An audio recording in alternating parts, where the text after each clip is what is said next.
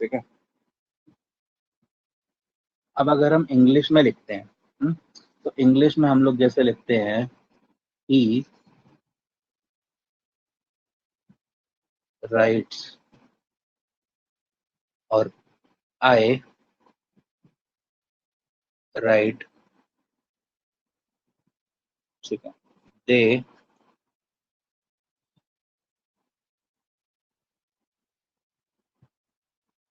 Right.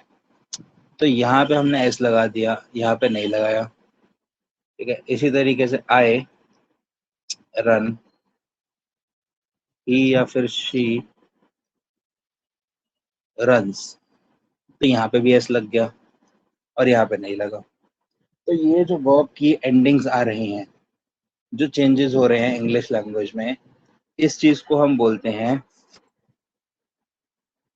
कॉन्ज्यूगेशन, ठीक है।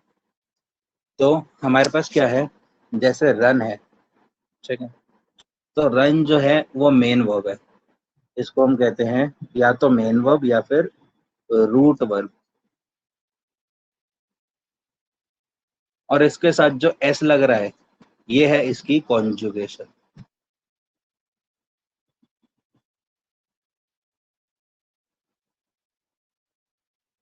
तो इसी टाइप की कुछ कॉन्जुगेशन ना हमारी जर्मन लैंग्वेज में भी होती है। तो आज हमने यही कॉन्जुगेशन स्टडी करनी है अलग अलग टाइप की वर्ब्स के लिए, ठीक है। तो सबसे पहले हम पढ़ते हैं रेगुलर वर्ब्स।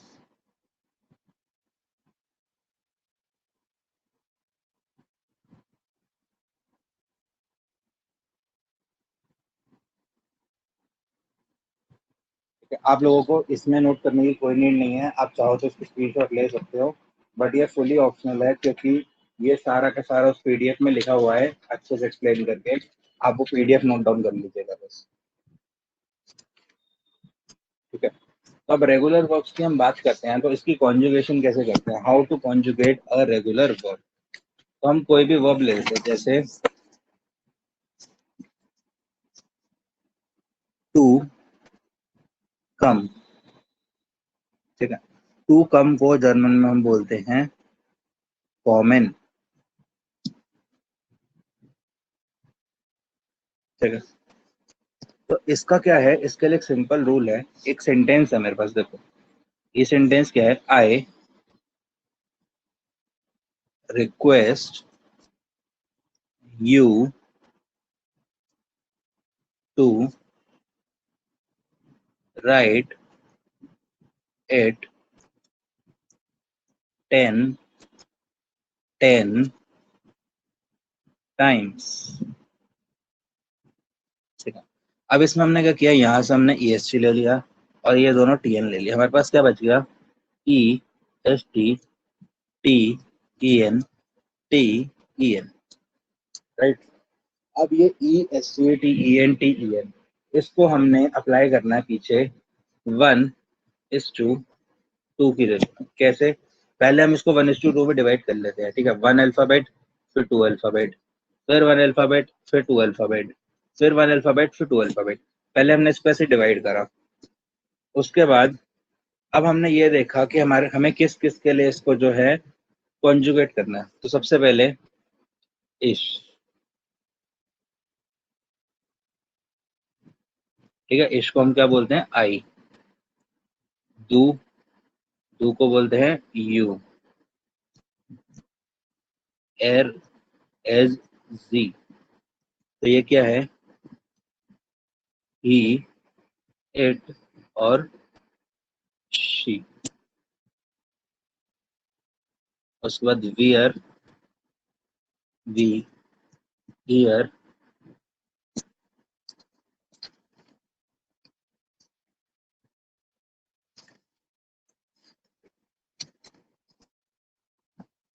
ईयर को बोलते हैं यू ऑल। और उसके बाद जी, जी, एक small G, S S I small, और एक कैपिटल एस के साथ आई ई जी, ठीक है। जो स्मॉल वाला जी है उसको बोलते हैं दे, और जो कैपिटल वाला जी है उसको बोलते हैं दोबारा से यू ऑल। तो अब इन दोनों यू ऑल में फर्क क्या है कि ये वाला जो है इनफॉर्मल है और ये वाला जो है फॉर्मल है। तो अब इन सब के लिए हमें अलग अलग कॉन्जुगेशन देखनी है।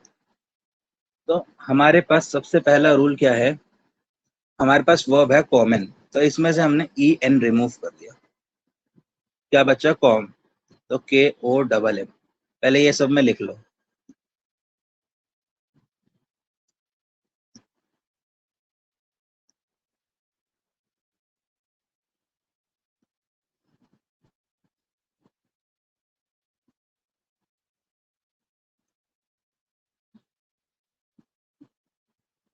ठीक है, अब इसके बाद हमने ये जो बनाया था ना, ये हमने अप्लाई करना है।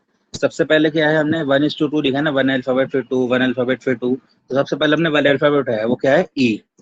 तो पहले वाले में हमने लगा दिया E, K O double M E comma. तो इश के साथ हमेशा क्या लगेगा, कॉमा। उसके बाद क्या है एस टी, तो दू के साथ हमने लगा दिया एस और टी, तो बन गया दू कॉम्स। उसके बाद थर्ड वाला है टी, तो यहाँ हमने एरेजी थर्ड के साथ लगा दिया टी, तो ये बन गया एरेजी कॉम्ट। अगला है ई एन, तो वियर के साथ हमने लगा दिया ई एन कॉमन। अगला है फिर से टी, तो ईयर के साथ हमने लगा दिया टी कॉम्ट। और अगला है ई एन, तो जी जी के साथ भी हमने लगा दिया ई एन कॉमन। ठीक है, ये थोड़ा थोड़ा हौच पौच है, तो आपको सब थोड़ी सी हो सकता है कंफ्यूजन हो रही हो, लेकिन हम इसमें कम से कम 4-5 वर्ब्स का करके देखेंगे, तो और जितने ज्यादा एग्जांपल्स होंगे आपको क्लियर होता जाएगा। ठीक है, तो कम के बाद हम इसका करते हैं टू गो, इसको हम बोलते हैं गेहन। ठीक है, अब हौच पौच अवॉइड करने के लिए मैं इंग्लिश वाला नहीं लिखूंगा, क्योंकि इश डू एरेज इन सबके मीनिंग मैंने प्रोनाउंस में ऑलरेडी करवा रखे हैं। रिवीजन के लिए मैंने फर्स्ट बार में लिखवा दिया था बस। ठीक है, तो इश डू एरेजी वियर ईयर और जी जी। ठीक है, अब हमने इनको कॉन्जुगेट करना है अलग अलग वर्ब्स के साथ, कि अगर आई के साथ गो लगाएंगे तो क्या बनेगा, डू के साथ लगाएंगे तो क्या बनेगा। तो हमने सेम, हम इसको स्टेप बाय स्टेप करेंगे। पहला स्टेप, रिमूव ई एन। ठीक है, तो क्या बचा जी ई एच, तो हर जगह हमने लिख दिया जी ई एच।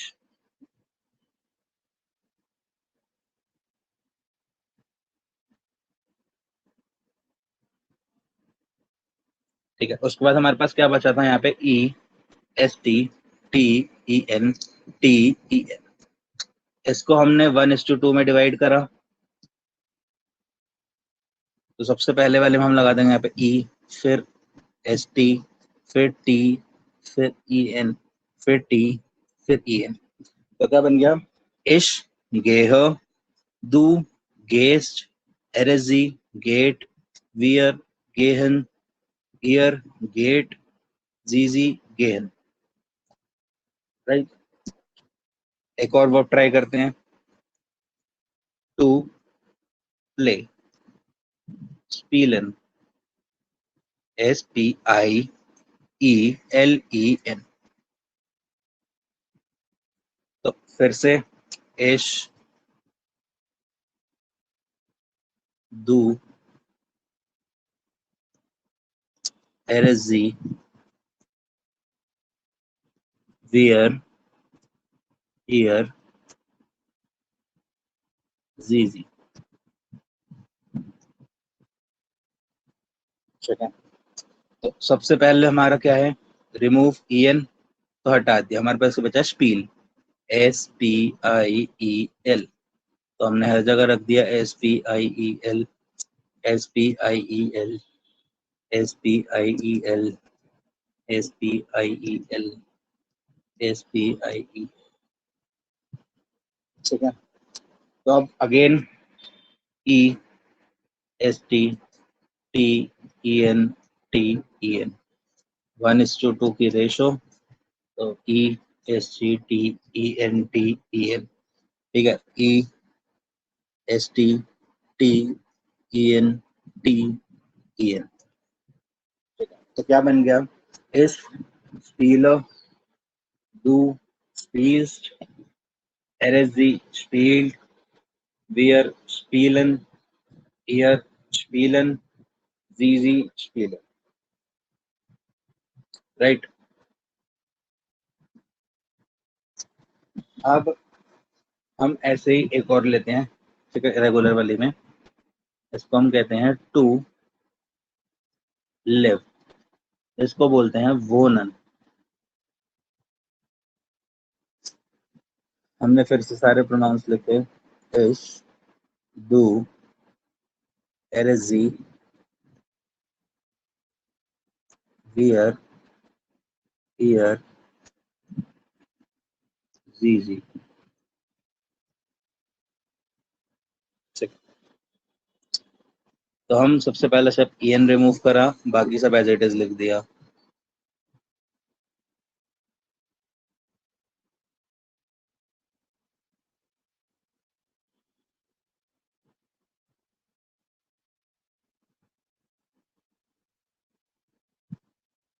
ठीक है, अब दोबारा E S T T E N T E N, first second first दो, 1 2, तो 1:2 की रेशो हो गई है। उसको दोबारा ऐसे अप्लाई कर दिया, E S T T E N T E N, तो क्या बन गया, इश वोना, du wohnst, er sie wohnt, wir wohnen, ihr wohnt, sie wohnen, right. अब अगर हम इंग्लिश में भी देखें, ठीक है, तो हर बार एस ई एस नहीं लगता, कुछ बार वर्ब्स भी चेंज हो जाती हैं, जैसे कि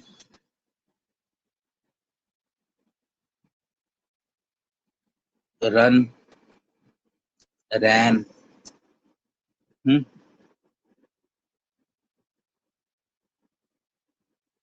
क्राई, तो ये क्या बन जाएगा, CRIES, यहाँ से वाई हट गया और IE लग गया उसकी जगह।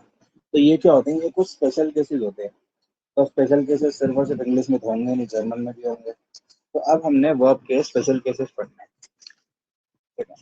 कॉन्जुगेशन में। तो अब तक हमने जो पढ़ी थी ना, ये रेगुलर वर्ब्स थी, इनमें सिंपल वही हमारा रूल चल रहा था, ई एन हटाया और बाकी E S T T E N T E N लगा दिया।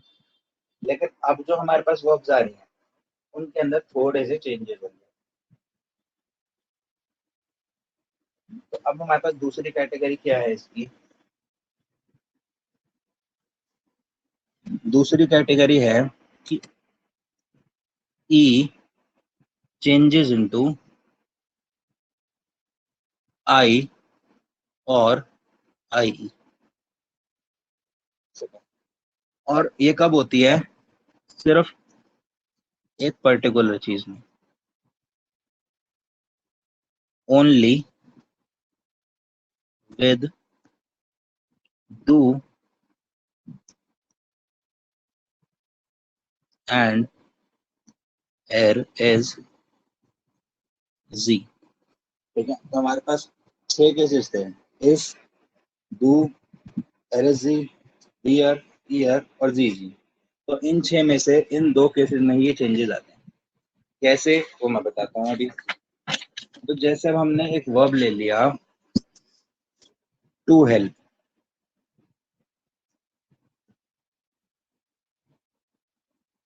इसको बोलते हैं हेल्फन, HELFEN। तो हमने प्रोनाउंस लिखे सबसे पहले, इश, डू,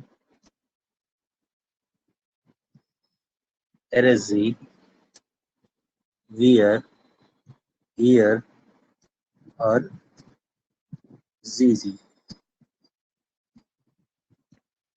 तो एक हमारा कोर रूल वही सेम, EN सबसे पहले रिमूव करा हमने, तो क्या बचा, HELF, तो हर जगह HELF, HELF।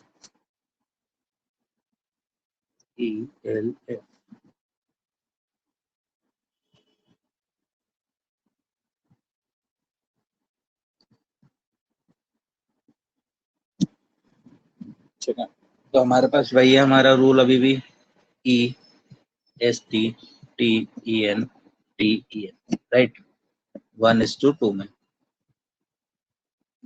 तो हमने लगा दिया भाई E S T T E N T E N. अब यहाँ तक तो नॉर्मल में भी सेम था, एक्सेप्शन में भी सेम था। तो इसमें एक्सेप्शन है क्या? इसमें एक्सेप्शन है कि जो ई है ना वो आई में चेंज हो जाएगा। ये वाला जो ई है हेल्फन का, ये आई में चेंज हो जाएगा। कब कब? डू के केस में और एरेजी के केस में। तो यहाँ पे हम क्या कर देंगे, दोनों केस में हमने ई हटाया और हमने लगा दिया आई। तो क्या बन गया? हेल्प और हेल्प। तो ये क्या बन गया? इश हेल्प, डू हेल्प, एरेजी हेल्प, वियर हेल्फन, ईयर हेल्प और जीजी हेल्फन। एक और देखते हैं, टू गिव,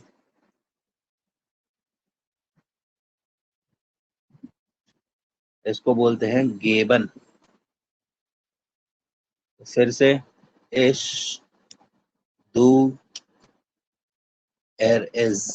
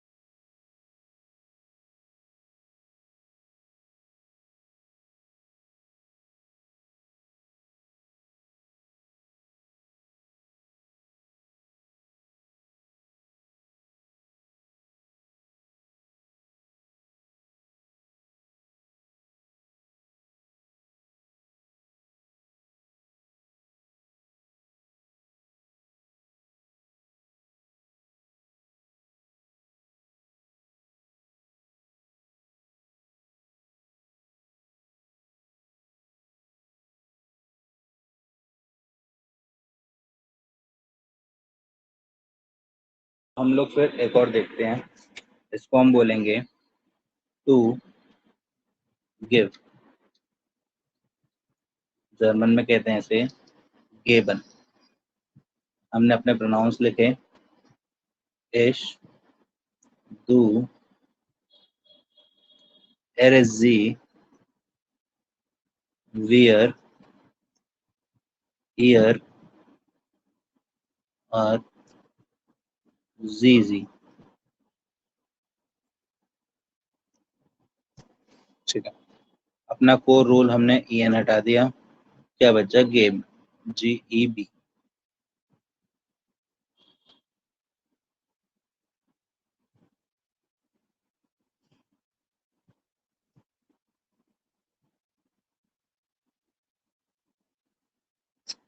क्या बचा इसमें? E S T T E N T E N.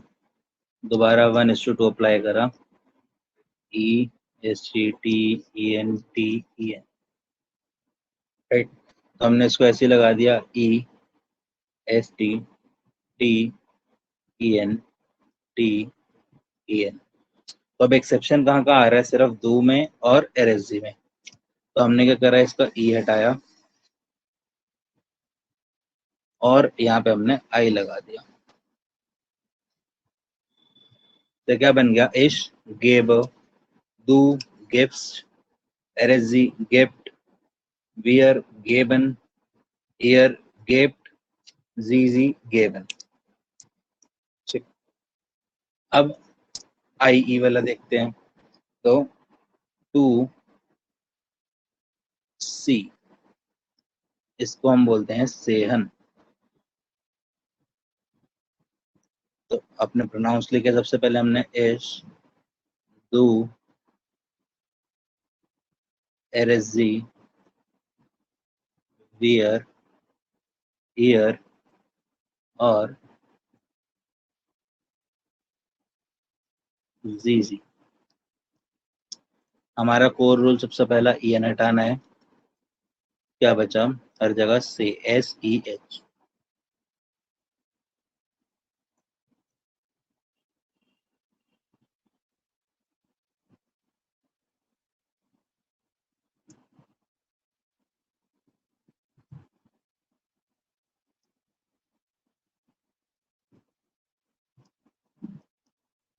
तो हमने वही लगाया E S T T E N T E N.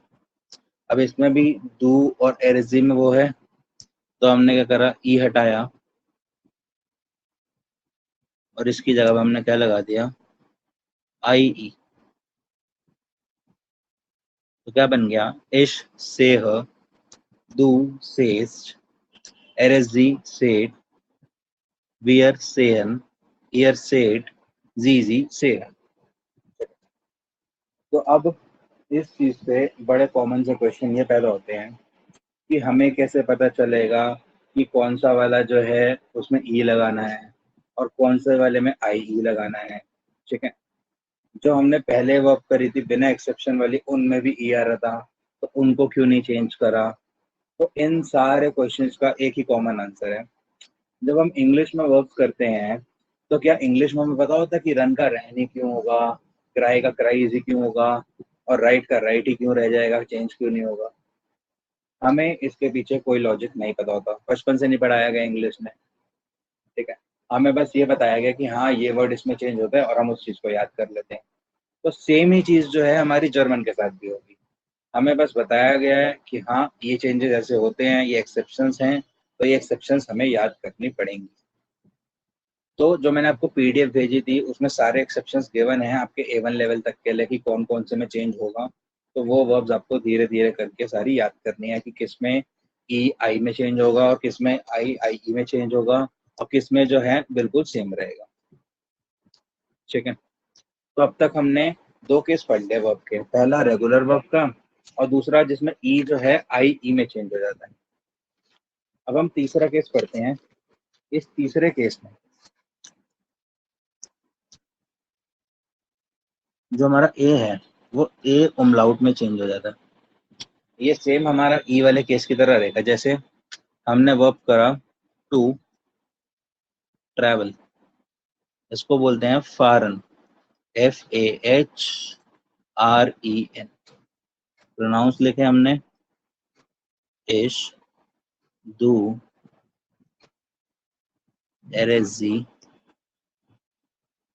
Wear, here और जीजी।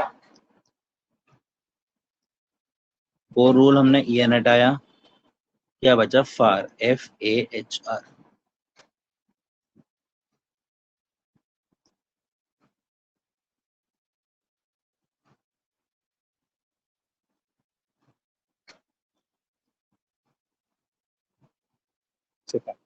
हमने अपना वही रूल लगाया, EST TEN TEN, राइट।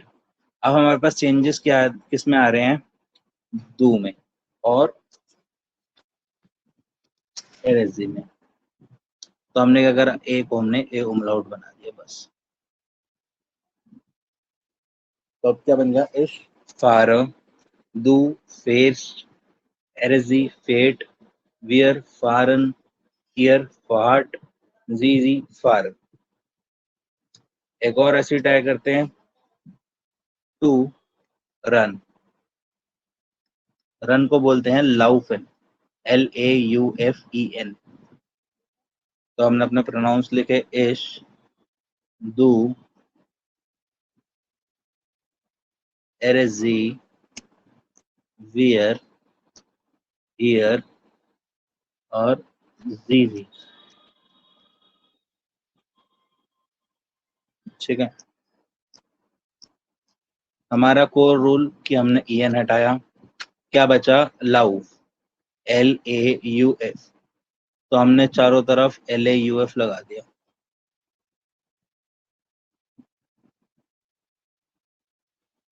ठीक है,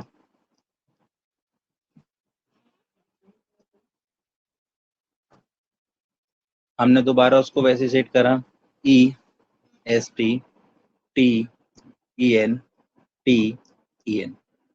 तो हमारा चेंज किसमें आ रहा है, दो में और एरेजी में। तो इसमें हमने दोनों में क्या लगा दिया, उमलाउट। तो क्या बचा, इश, लाउफर, डू, लॉइफ्ट, एरेजी, लॉइफ्ट, वियर, लाउफन, ईयर, लाउफ्ट, जी लव। तो ये वाला चेंज जो है सिमिलर था, ई जो है आई में चेंज होता है या फिर आई ई में चेंज होता है, और जो ए है वो ए उमलाउट में चेंज होता है। ठीक है, कॉन्जुगेशन का बेसिक रूल हर किसी में सेम है, हमने ई एन हटाना है और साथ में E S T T E N T E N लगा देना। कुछ कुछ वर्ब्स में बस ई आई ये छोटे मोटे चेंजेस हो रहे हैं। ये अब तक के तीन सिंपल प्रकार थे। अब हमारे पास जो चौथी टाइप है ना वर्ब की, उसको बोलते हैं इररेगुलर वर्ब।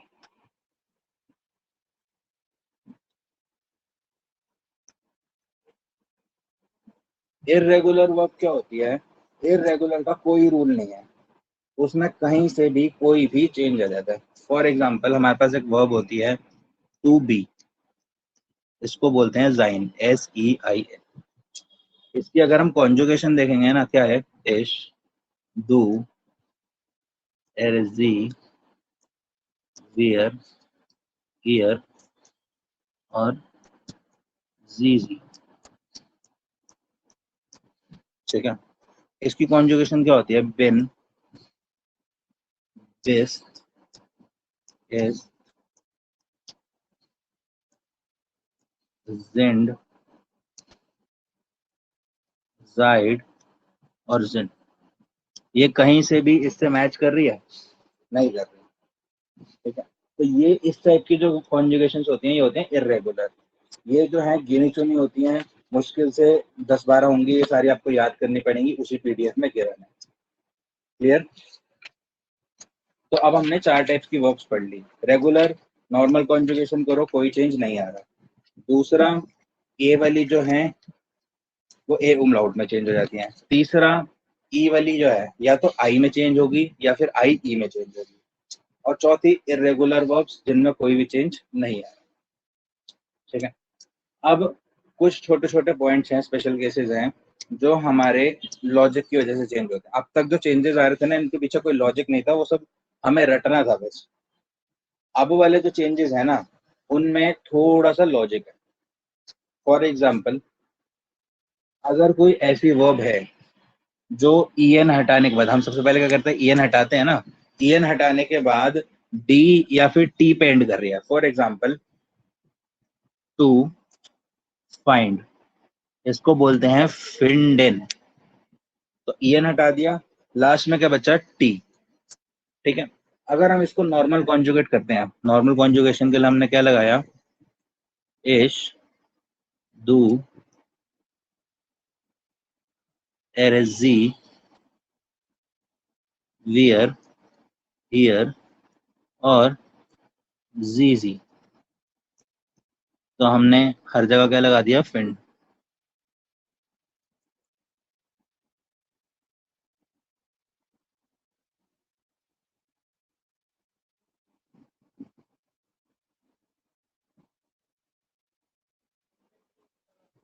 तो एंडिंग में हमने जनरली क्या लगाया? E S T, T E N, T E N. Right?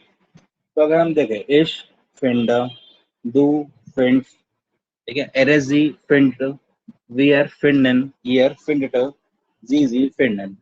तो बाकी सारे जो है हमसे इजीली प्रोनाउंस हो रहे हैं, लेकिन ये जो एरजी और ईयर वाला है, इसको हम कैसे बोल रहे हैं? फिंडट, फिंडट।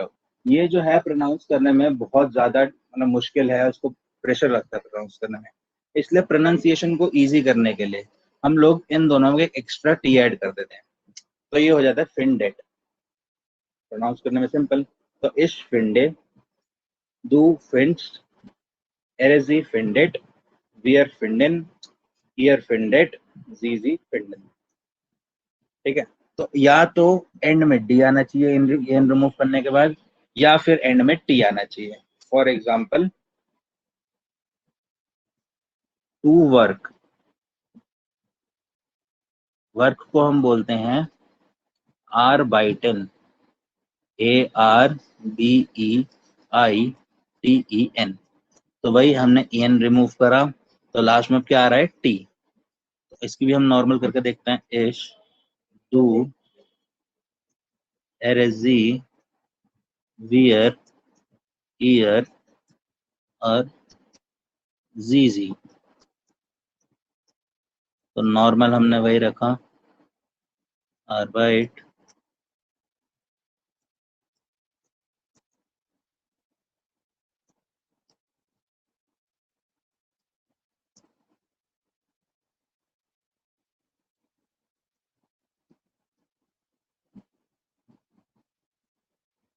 ठीक है। तो लास्ट में हमने वही लगाया ESTTEN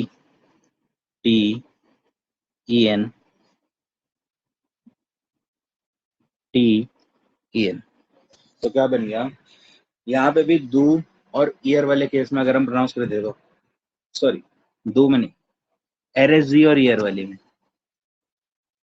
ठीक है। तो क्या बन गया, आर्बाइट डबल टी। तो अगेन प्रोनाउंस करने में मुश्किल, तो हमने क्या करा है कि एक्स्ट्रा ई लगा दिया बस। तो क्या बन गया, आर्बाइटेड, इजी। तो क्या बना, इश आर्बाइटर, डू आर्बाइटेड, RSG आर्बाइटेड, wir arbeiten, ihr arbeitet, sie arbeiten, ठीक है। तो हमारे पास अब रूल क्या हो गया कि en रिमूव करने के बाद अगर कोई भी वर्ड टी या फिर डी से एंड कर रहा है तो हम लोग RSG और ईयर के केस में एक एक्स्ट्रा ई ऐड करेंगे, ठीक है। ये भी आपके पीडीएफ में लिखा हुआ है अभी।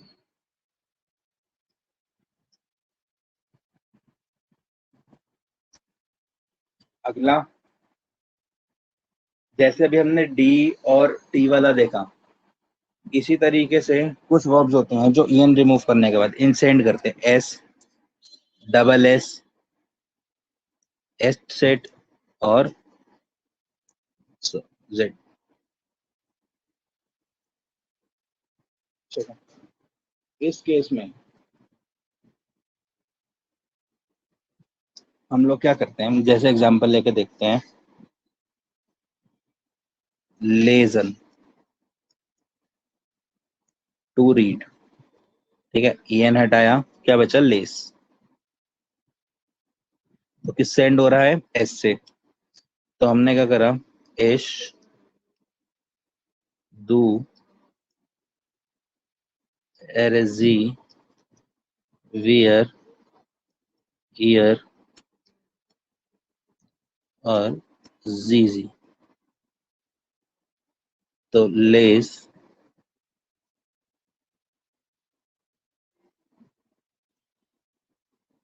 तो यहाँ पे क्या आएगा, E S T T E N T E N.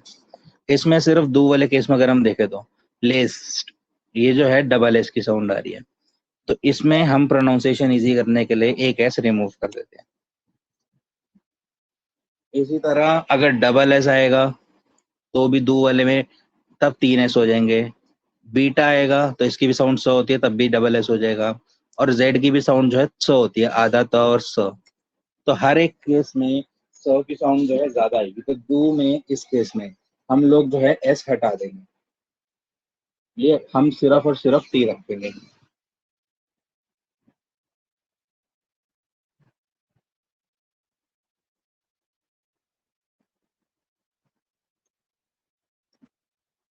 Okay.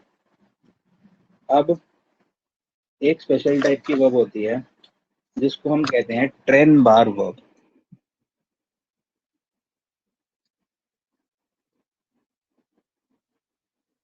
Train बार वर्ब क्या होती है, जैसे आइन लाडेन, ठीक है, आउफ माखिन।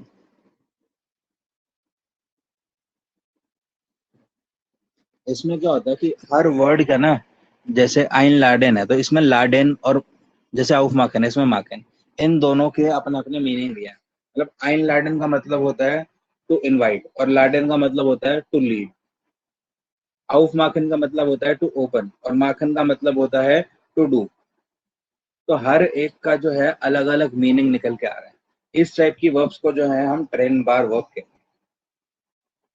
ठीक है। ट्रेन बार वर्ब, जब ये वर्ब्स किसी सेंटेंस में यूज होती हैं तो हम ये वाली जो, जैसे आइन लाडेन है तो हम लाडेन को कॉन्जुगेट करते हैं, ठीक है। और ये जो आइन है इसको उठा के सेंटेंस के एंड में फेंक देते हैं। फॉर एग्जाम्पल, इसमें सिर्फ आप ये देखना कि वर्ब कैसे यूज हो रही है, सेंटेंस स्ट्रक्चर हम बाद में करेंगे तो वो एक साथ क्लियर हो जाएगा। जैसे आइनलाइडन का मैंने आपको मतलब बताया, टू इनवाइट। तो अगर मैं कहता हूं आई इनवाइट यू, ठीक है, तो आई को हम बोलते हैं इस, ठीक है। इनवाइट में मैंने आपको क्या बोला कि हम सिर्फ ये वाले वर्ब को कॉन्जुगेट करेंगे। तो लाडेन, लाडेन को अगर हम इश के साथ कॉन्जुगेट करेंगे तो वो बनेगा लाड। यू को हम बोलते हैं डिश, और मैंने बोला ये जो आइन है ना, ये सेंटेंस के एंड में चला जाएगा, तो इश लाड डिश आइन, ये क्या होगा, आई इनवाइट यू। तो ये क्या है, ये ट्रेन बार वर्ब की यूजेज है। ट्रेन बार वर्ब कौन से होते हैं, जिसमें एक वर्ड के साथ एक स्पेशल वर्ब होती है, और अगर ये वर्ड लगाने के बाद वर्ब का मतलब अलग होता है और खाली वर्ब का मतलब अलग होता है। इस केस में जब भी हम इसको सेंटेंस में यूज करते हैं तो वर्ब जो है हमारी सेकंड पोजीशन पे रह जाती है, और जो दूसरा वर्ड होता है वो एंड ऑफ द सेंटेंस पे चला जाता है। ये हमारी ट्रेन बार वर्ब की खासियत।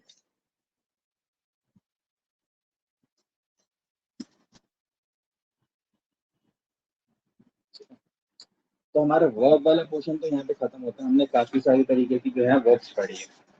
अब हमने ये देखना है कि इन वर्ब्स को हम जो है सेंटेंस में यूज कैसे करते हैं, ठीक है। सेंटेंस में यूज करने से पहले हम थोड़ी सी जो है वोकैबुलरी पार्ट पे जो है फोकस करते हैं। मैं जो हूँ कुछ आपको डिस्प्ले कर रहा हूँ इमेजेस, और वो इमेजेस जो हैं आपने नोट डाउन करनी है। और आपने जो है क्लास से पहले पहले, जो अब नेक्स्ट क्लास होगी हमारी सैटरडे को, उस सैटरडे से पहले ये सारी वोकैबुलरी जो है लर्न करनी है, क्योंकि मैं उसका जो है टेस्ट ले सकता हूँ सरप्राइज, बिल्कुल, ठीक है। जस्ट वेट अ सेकेंड, आपको भी डिस्प्ले करता हूँ मैं।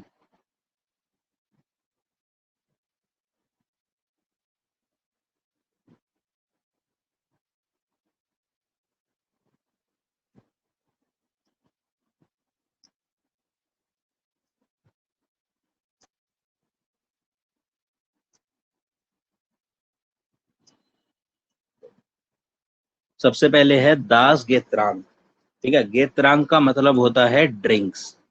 क्या होता है, ड्रिंक्स। तो जर्मन में अलग अलग ड्रिंक्स को क्या क्या कहते हैं, ठीक है। वाटर को क्या कहते हैं, टी को क्या कहते हैं, कॉफी को क्या कहते हैं, सब। तो आपको यहाँ पे जो है ऊपर जर्मन में दिया गया है और नीचे इसके इंग्लिश वर्ड्स दिए गए हैं। जर्मन में ऊपर के साथ साथ आपको इसका आर्टिकल भी दिख रहा है, देयर, दास, दी। हमने आर्टिकल वाले उसमें करा था कि देयर मतलब मैस्कुलिन, दास मतलब न्यूट्रल, दी मतलब प्लूरल या फिर फेमिनिन। तो ये उसी के लिए है, ठीक है। इसको फटाफट से नोट करो, फिर हम आगे करते हैं।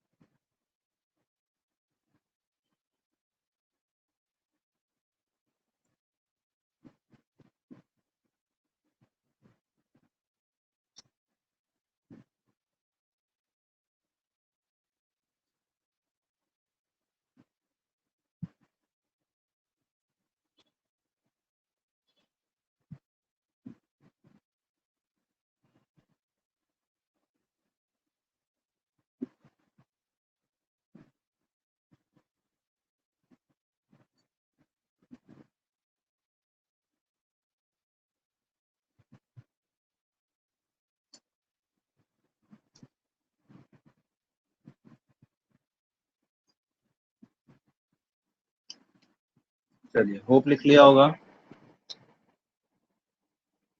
अब करिए ये क्लाइडुंग। क्लाइडुंग होते हैं क्लोथ्स।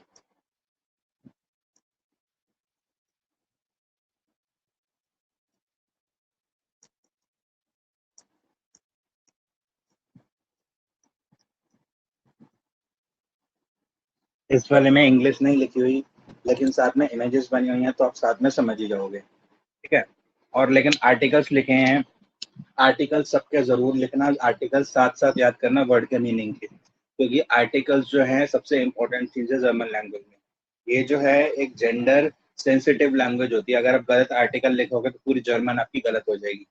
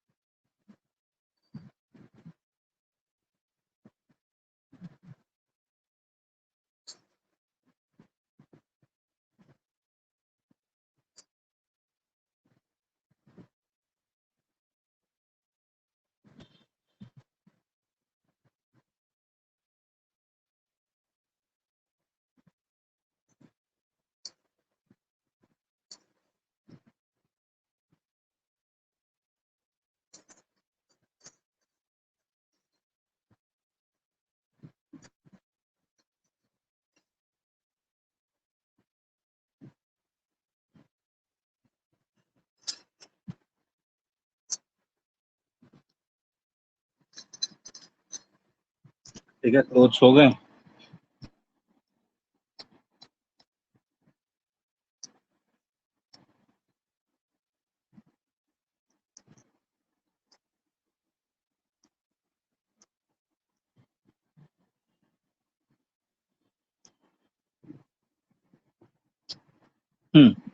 ठीक है।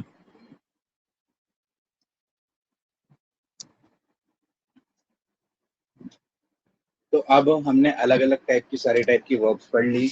ये पढ़ लिया वर्ब को कॉन्जुगेट कैसे पढ़ सकते हैं, और हमने थोड़ी सी जो है वोकैबुलरी भी पढ़ ली। अब हमारा जो पार्ट है वो है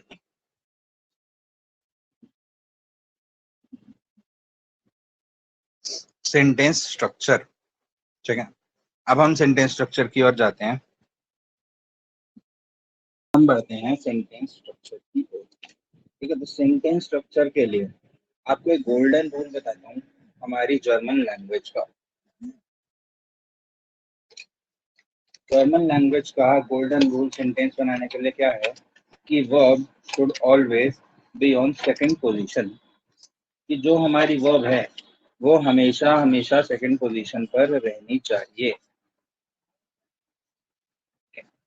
और इसके साथ ही एड ऑन पॉइंट क्या है कि जो सब्जेक्ट है वो हमेशा वर्ब के साथ रहना चाहिए, ठीक है। तो सेकंड पोजीशन पर वर्ब हो गई, तो सब्जेक्ट उसके साथ किस में आएगा, या तो सब्जेक्ट आएगा फर्स्ट पोजीशन पे, या फिर सब्जेक्ट आएगा थर्ड पोजीशन पे।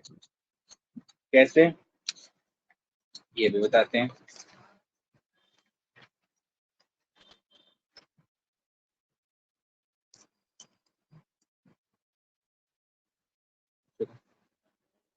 जैसे वी हैव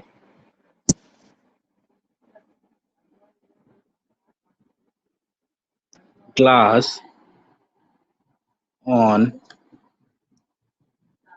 संडे, ठीक है। इसमें अगर हम पहचाने तो वर्ब क्या है, हैव, और सब्जेक्ट क्या है, वी, इंग्लिश के लिए, ठीक है।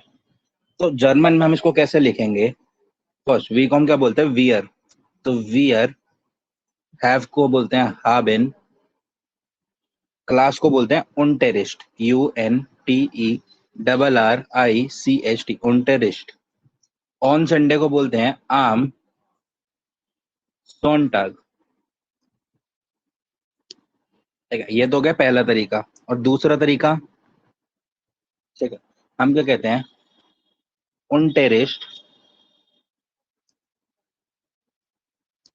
haben wir am Sonntag। ठीक है, इसमें अब हमारी बेसिक दोनों चीजें क्या हो गई कि haben जो हमारा वर्ब है वो हमेशा सेकंड पोजीशन पे ही आया। ठीक है, और जो वियर हमारा सब्जेक्ट है वो या तो फर्स्ट पे आ गया या फिर थर्ड पे आ गया, यानी हमेशा के हमेशा जो है वो वर्ब के साथ ही रहा। बाकी सब कुछ हम आगे पीछे कर सकते हैं, कोई फर्क नहीं पड़ता, बिल्कुल एक पैसे का फर्क नहीं पड़ता। ठीक है, जैसे एक और करके देखते हैं हम, आई रीड अ बुक, मैं एक बुक पढ़ता हूँ। ठीक है? तो अगेन इसको हम दो तरीकों से लिख सकते हैं। तो आई को हम क्या बोलते हैं, इश, रीड को बोलते हैं लेजन। तो लेजन Lesen, तो उसको हम इश के साथ कॉन्जुगेट करेंगे तो क्या बन जाएगा, लेजर Lese। और बुक को क्या बोलेंगे, आइन बुक। अब दूसरा तरीका, इसमें क्या है, हमारी वर्ब सेकंड पे, सब्जेक्ट फर्स्ट पे। अब हम क्या करेंगे, आइन बुक लेजर इश। तो फिर से वर्ब सेकंड पे और सब्जेक्ट थर्ड पे। सब्जेक्ट फर्स्ट या थर्ड पे नहीं वर्ब के साथ, और वर्ब हमेशा सेकंड पोजीशन पर। ठीक है, अब दो पॉइंट्स लिखो, मैं बोलता हूँ। Verb always comes in second position and the subject comes with the verb either before or after.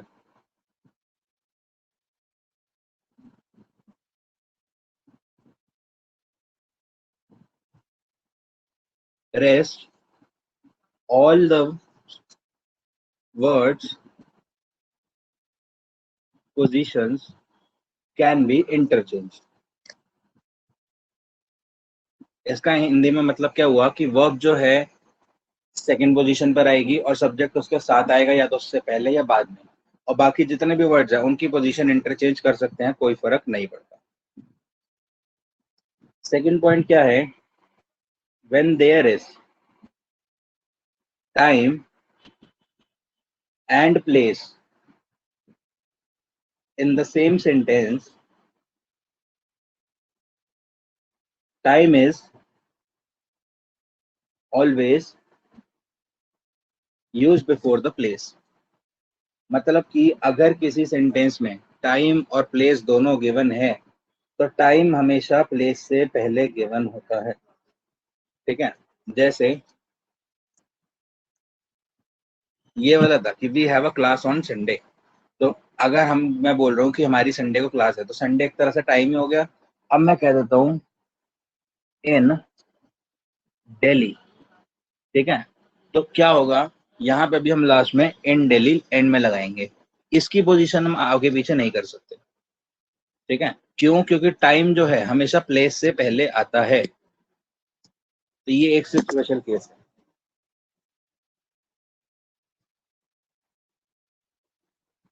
ठीक है, अब थोड़े से इसमें भी अलग अलग हम एक्सेप्शन या स्पेशल केसेस पहले वो करते हैं। ठीक है, जैसे हम कहते हैं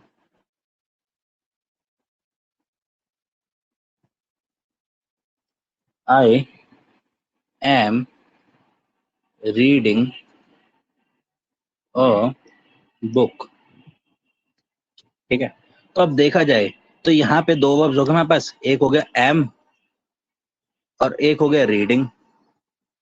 ठीक है, तो अब इस केस में हम क्या करेंगे, इस केस में ये जो हमारा एम है, is, am, are, has, have, had, ये हमें पता है ये हेल्पिंग वर्ब्स होते हैं। तो जब हमारे पास एक सेंटेंस में दो वर्ब्स हों और उन दोनों में से एक हेल्पिंग वर्ब हो, तो हम हेल्पिंग वर्ब को ट्रांसलेट नहीं करेंगे।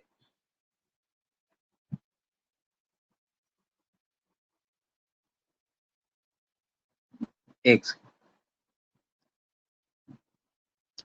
तो हम कहाँ पे थे कि अगर एक में हेल्पिंग वर्ब आ जाता, I am reading a book, ठीक है, तो इस केस में एम हेल्पिंग वर्ब है, रीडिंग मेन वर्ब है, ठीक है, तो कौन सी की कैसी पोजीशन रहेगी? तो इस केस में जो हम एम है इसको ट्रांसलेट नहीं करेंगे, इसका हम एम नेग्लेक्ट कर देंगे, दोबारा आएगा इश, रीडिंग का लेजर, अ बुक का आइन, बुक, ठीक है। तो इस केस में हम हेल्पिंग वर्ब ट्रांसलेट नहीं करेंगे, कोई सा भी हेल्पिंग वर्ब है, ठीक है, has, have, is, am, are, तो हम हेल्पिंग वर्ब्स इस केस में छोड़ देंगे। लेकिन अगर हेल्पिंग वर्ब्स अकेला है, जैसे आई एम अ बॉय, मैं एक लड़का हूं, तो इसमें हम बोलेंगे इश, एम को बोलते हैं बिन, अ बॉय, आइन, मान, ठीक है। तो अगर एम यहाँ पे अकेला आ रहा है तो इसको हम मेन वर्ब कंसिडर करेंगे और इसको कॉन्जुगेट करके हम यहाँ पे लिखेंगे। लेकिन अगर कोई हेल्पिंग वर्ब मेन वर्ब के साथ आ रही है तो उसको हम कॉन्जुगेट नहीं करेंगे। ये चीज क्लियर हुई? अब हम आते हैं मोडाल वर्ब से। मोडाल वर्ब जैसे कैन, शुड, कुड, मस्ट, ठीक है। तो जैसे मैं कहता हूँ आई कैन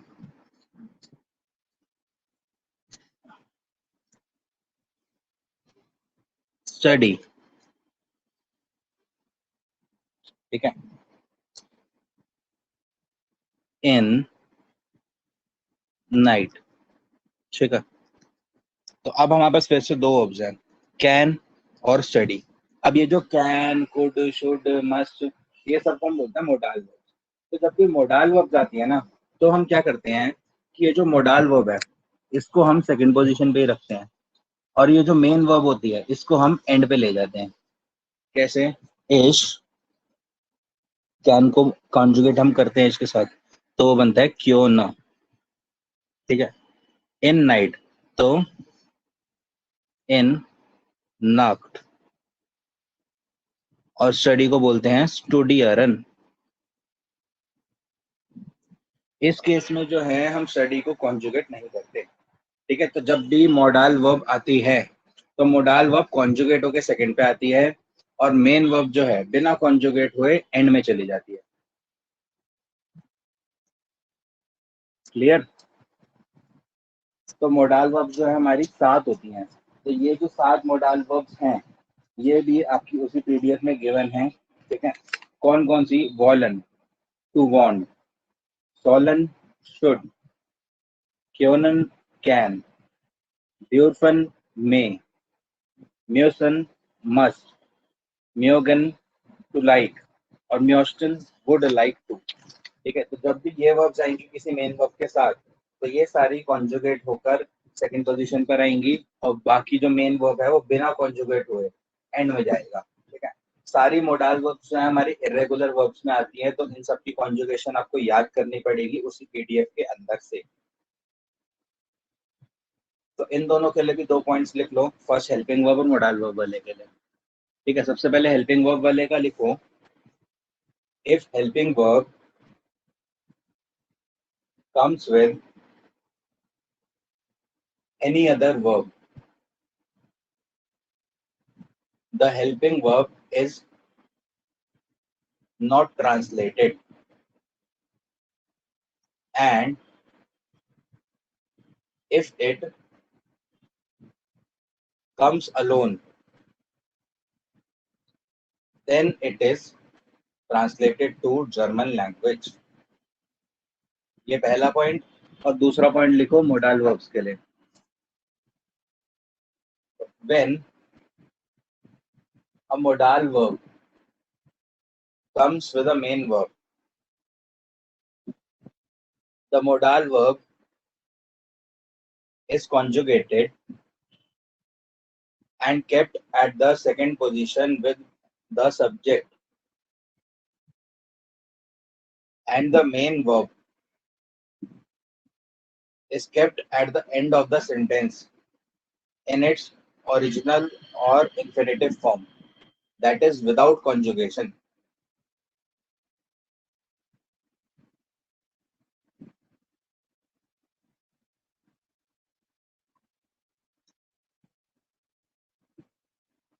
ठीक है, तो अब हमारे कौन कौन सा पार्ट कवर हो गया? वर्ब की कॉन्जुगेशन कवर हो गई, और कॉन्जुगेट करके उसको कैसे सेंटेंस में लगाना है ये कवर हो गया। तो आप इजीली सेंटेंस बना सकते हो। आपको क्या चीज रोकेगी? सिर्फ और सिर्फ वोकैबुलरी, कि आपको अगर जर्मन और इंग्लिश वर्ड्स के मीनिंग नहीं पता तो वो आपको याद करते करते आएंगे, आपको याद करने पड़ेंगे। तो अभी के लिए मैंने आपको असाइनमेंट्स दिए हैं, वो असाइनमेंट्स आप सॉल्व करिए, ठीक है। और उसमें अगर किसी वर्ड का मतलब समझ नहीं आया तो टेक.cc डिक्शनरी को रेफर कीजिए, और जो जो मैं वोकैबुलरी दे रहा हूँ वो साथ साथ याद कीजिए। जिन लोगों का असाइनमेंट पहले सबमिट नहीं हो पाया था, या फिर जिन्होंने क्लास नहीं ली थी, जिनको वीडियो नहीं मिली थी, वो ये वाली वीडियो देखें और इसके बाद वो सारा असाइनमेंट सबमिट करें। उस असाइनमेंट की डेट मैं बढ़ाकर सैटरडे 3 PM तक कर रहा हूँ हमारी क्लास से पहले। क्लियर? सैटरडे को हम लोग क्लास की जगह पे टेस्ट लेंगे हमारी वोकैबुलरी का और इन सेंटेंसेस का, ठीक है। तो आप लोगों उसके लिए रेडी रहिए और ये सब अच्छे से कंप्लीट करिए, ठीक है। All the best. अगर आपको कोई भी डाउट है तो आप लोग इजीली मेरे को कांटेक्ट कर सकते हैं।